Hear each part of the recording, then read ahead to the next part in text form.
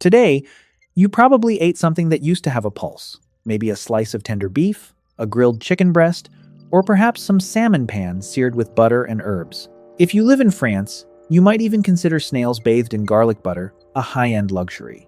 In parts of South America, guinea pigs are roasted for special celebrations. In Scotland, people eat haggis, which is essentially sheep organs stuffed inside a sheep's stomach.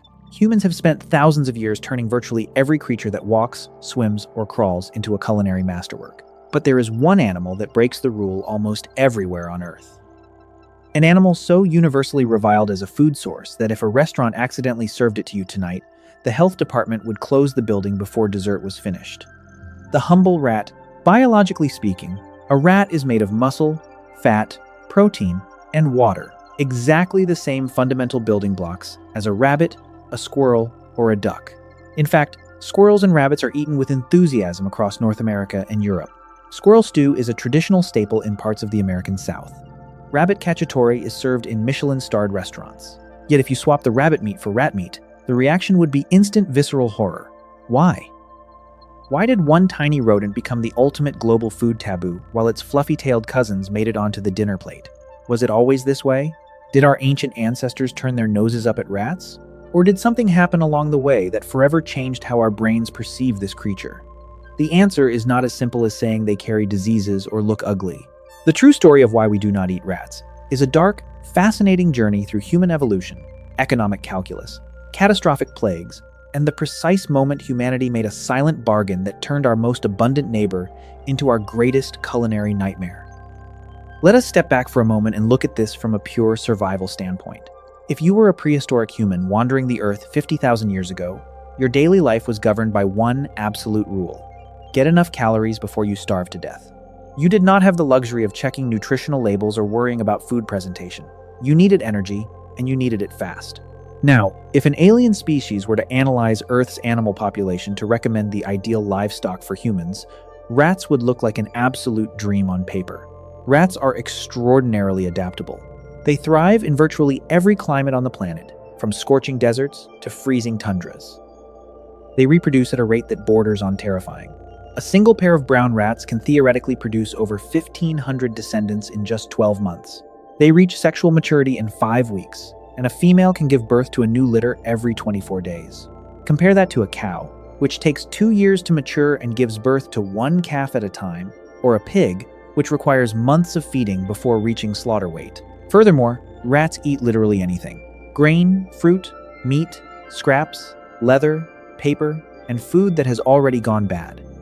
They are nature's ultimate waste recycling system. So, if you are a starving hunter-gatherer looking for a reliable, fast-reproducing, zero-effort protein source, ignoring rats seems like complete economic madness. Did early humans actually ignore them? Archaeological evidence tells us a very different story. Excavations in caves across Europe, Asia, and the Mediterranean reveal that 50,000 years ago, Neanderthals and early Homo sapiens were not picky eaters at all.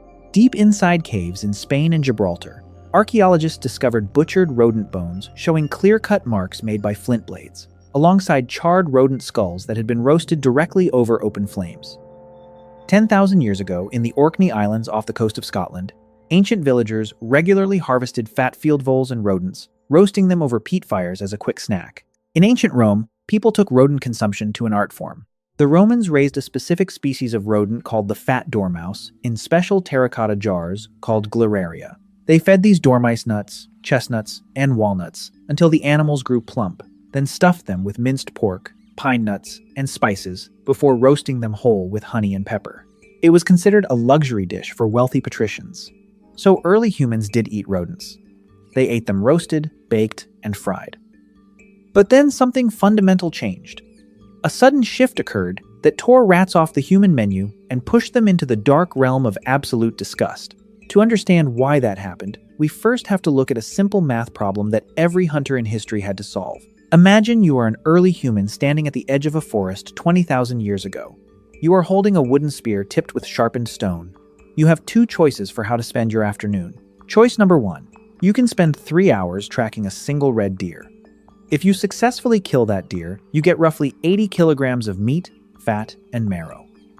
That single kill provides around 120,000 calories, enough to feed your entire tribe of 20 people for several days. Plus, you get a thick hide for warm clothing and heavy bones for making tools. Choice number 2. You can spend 3 hours digging through bushes to catch wild rats. Each adult rat weighs about 300 grams. After you skin it, clean out the internal organs, and remove the bones, you are left with maybe 50 grams of actual edible meat, providing roughly 60 calories. To equal the caloric payload of that single red deer, you would need to catch, skin, gut, and prepare over 2,000 individual rats. That is 2,000 tiny carcasses that each require meticulous skinning and cleaning. The physical effort required to process 2,000 small animals far outweighs the caloric reward you get from eating them. Your hands would be exhausted, your stone knives would be dull, and your tribe would still be hungry. In human evolutionary history, this concept is known as optimal foraging theory. Humans, like all predatory animals, naturally prioritize prey that offers the highest return on energy invested. Big game like mammoths, bison, deer, and wild boars dominated the ancient diet because they gave maximum energy for minimum processing effort. Small game was only hunted when big game was scarce, or when small animals could be trapped effortlessly in large numbers using nets or snares. But wait a minute. If processing small animals is so inefficient, why do we eat chicken wings? Why do we eat oysters, shrimp, or tiny little sardines? A single shrimp gives you almost no calories, yet people will happily sit at a restaurant and peel 20 shrimp without complaining. The caloric effort explanation tells us why rats were never the primary meal for large tribes, but it doesn't explain the visceral, skin-crawling disgust we feel toward them today. Inefficiency makes a food inconvenient. It doesn't make a food terrifying. Something far darker had to happen to turn the rat from an inconvenient snack into a living symbol of death. 10,000 years ago, humanity made the biggest leap in its history. We invented agriculture. We stopped wandering after wild herds and built permanent villages. We plowed fields, harvested wheat, barley, and rice, and built wooden granaries to store our surplus grain for the winter. For the first time in human history, there was a surplus of food sitting in one place. And who do you think was watching from the shadows? The wild rat. Before agriculture, wild field rats lived out in forests and grasslands, eating seeds, roots, and wild insects. They were clean, forest-dwelling animals. But when humans built granaries, rats realized they no longer needed to forage in the cold wild. They could just move into human homes. This was the moment the relationship between humans and rats took a toxic turn. As villages grew into towns, and towns expanded into massive ancient cities like Rome, Alexandria, and London, human sanitation completely collapsed. Ancient and medieval cities did not have modern underground plumbing, municipal waste management, or plastic trash bags. Sewage ran in open wooden gutters down the center of narrow, unpaved streets.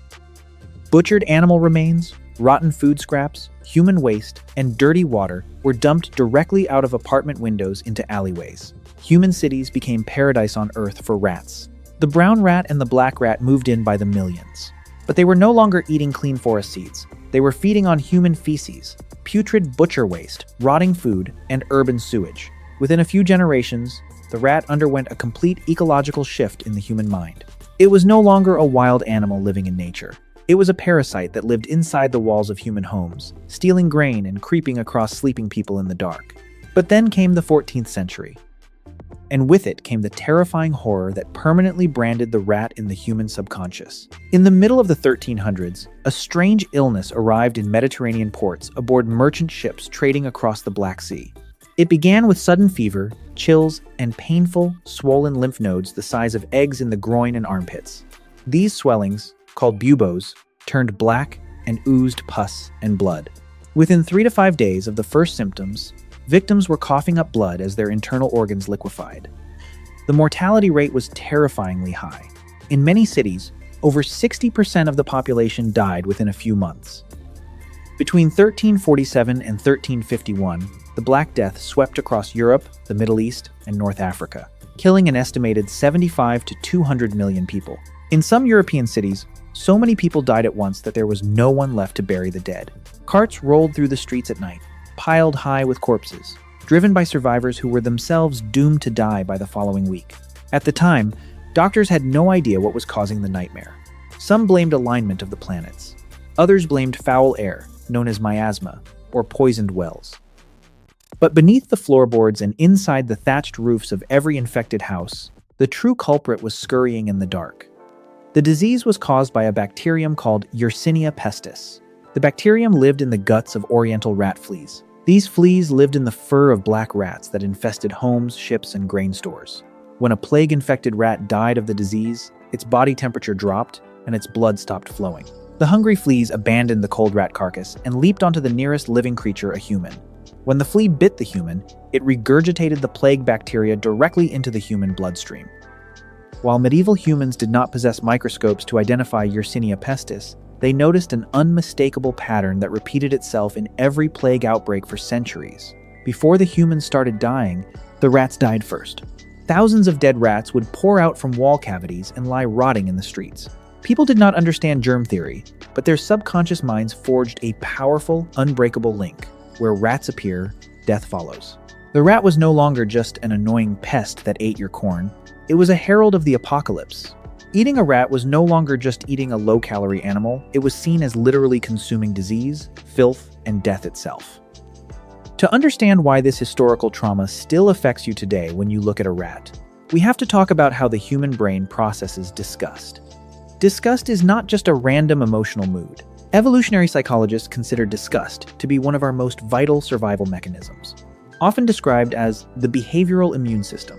Long before humans discovered bacteria, viruses, or parasites under microscopes, our brains needed a way to keep us from touching, smelling, or eating things that could poison us. So evolution installed a powerful psychological alarm system in our minds. When you smell rotten meat, your brain triggers nausea, instantly forcing you to back away.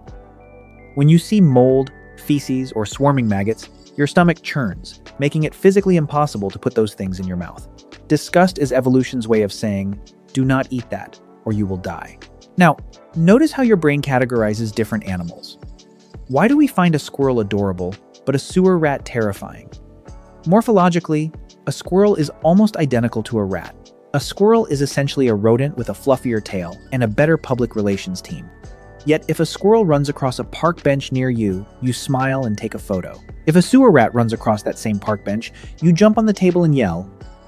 The reason for this double standard lies in environmental association. Squirrels live high in trees, eat acorns, and stay away from human filth. Sewer rats live in underground pipes, eat putrid waste, and move through darkness.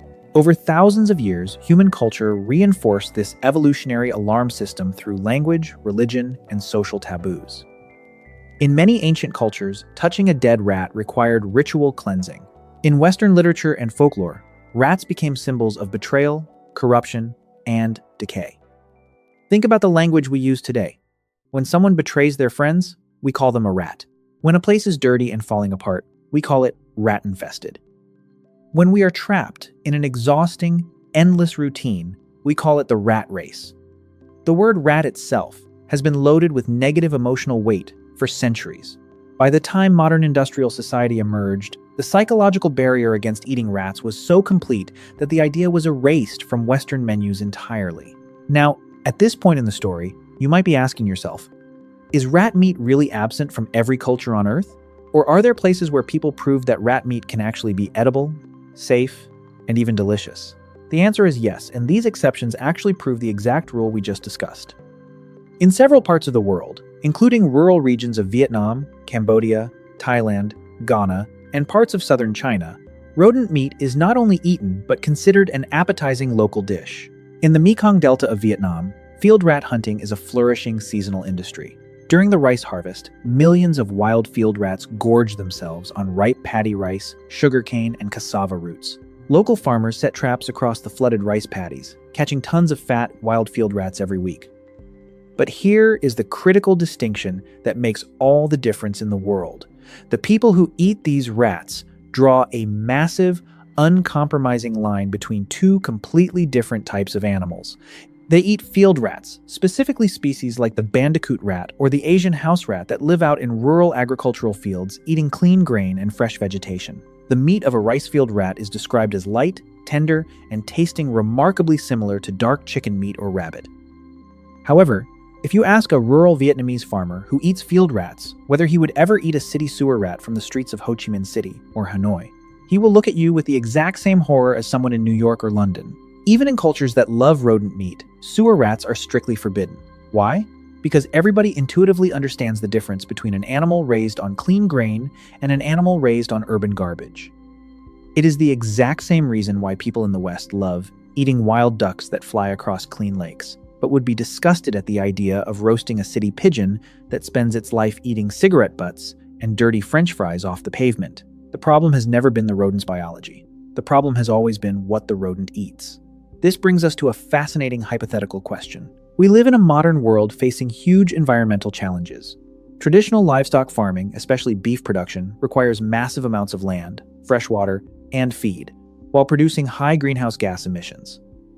Agricultural scientists are constantly searching for alternative protein sources, from farm-raised crickets and mealworms to lab-grown cultured meat. So, what if a modern agricultural company decided to build a clean, sterile, state-of-the-art rat farm? Imagine an indoor facility where rats are kept in spotless conditions, fed high-quality corn and soy protein, given filtered water, and regularly tested for pathogens. From a purely biological and economic standpoint, it would be extraordinarily efficient. Rats convert feed to protein faster than cattle. They reproduce rapidly, require minimal space, and produce almost no methane compared to cows. In theory, clean, farm-raised rat meat could be one of the most sustainable animal proteins on the planet. But could such a business ever succeed in the real world? The answer is almost certainly no, because of a concept market researchers call the psychological barrier of consumption. You can change an animal's diet, you can raise it in a sterile laboratory, and you can give it a clean health certificate signed by every food safety agency on Earth. But you cannot easily rewrite 3,000 years of deeply ingrained human cultural conditioning. Consider what happened when food entrepreneurs tried to introduce insect protein to Western consumers.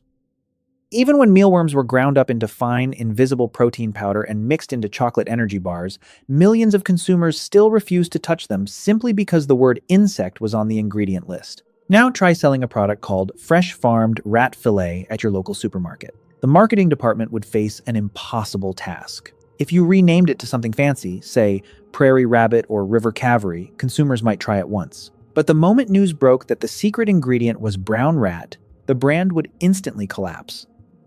The psychological association between rats, filth, plague, and sewers is so deeply wired into our collective consciousness that no amount of slick advertising or scientific proof can wash it away. When you look back at the grand story of human civilization, our relationship with the rat is perhaps the most ironic alliance in nature. We built grand cities to separate ourselves from the wild, yet in doing so, we created the perfect habitat for the very animal we despise most. The rat followed us into every continent, boarded every ship, built its burrows under every pavement, and shared every meal we ever stored. In a strange way, the universal taboo against eating rats is a monument to human adaptability.